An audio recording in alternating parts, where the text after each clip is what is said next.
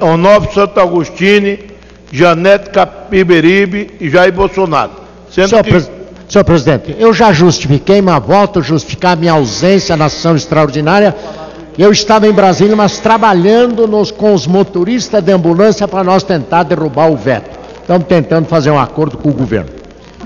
Eu quero, com muito prazer, registrar, senhor presidente e povo brasileiro, o juiz Domingos Paludo é o novo desembargador do Tribunal de Justiça do Estado de Santa Catarina.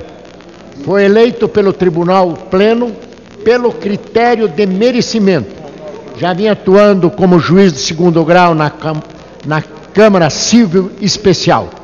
Nascido num pequeno município de São Lourenço do Oeste, há 22 anos na magistratura.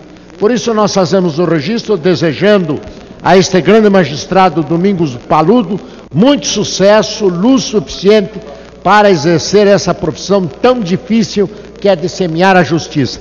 Mas nós acreditamos no doutor Domingos